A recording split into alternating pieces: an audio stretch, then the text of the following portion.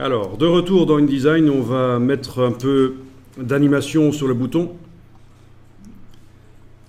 C'est-à-dire que quand on le survole, il va changer d'aspect. Sélectionnez le bouton, allez dans la palette boutons et formulaire et cliquez sur survol.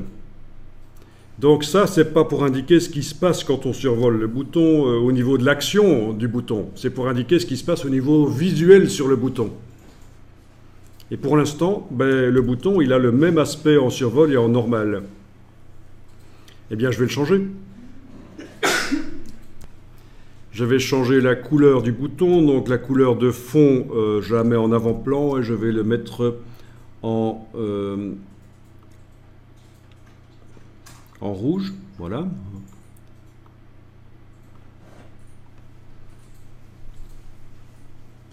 Je vais maintenant modifier l'épaisseur du trait éventuellement, parce que ça peut se faire aussi. Donc je mets le contour en avant-plan, et par la palette contour, je vais aller modifier ça.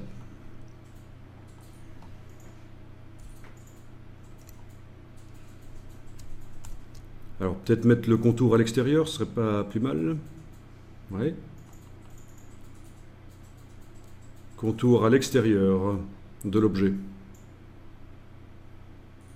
Comme ça, j'aurai un effet d'agrandissement du contour quand je le survole. Est-ce que ça va jusque-là? Bon, je vais sur le mot normal ici.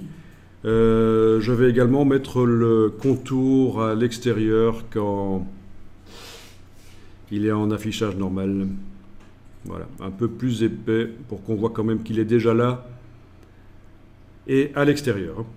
Pas à cheval ni à l'intérieur, à l'extérieur. Ok, et quand je passe de l'un à l'autre, je vois ce que ça va donner. Le bouton va devenir rouge et le contour va s'agrandir. Et en fait, c'est infini ce qu'on peut faire, parce que vous allez comprendre qu'il n'y a pas de limite à ce qu'on peut faire au niveau des actions survol. Avec InDesign, vous pouvez très bien faire des petits jeux, même pour les enfants, et des documents interactifs intéressants, parce qu'on peut ajouter de la vidéo et du son.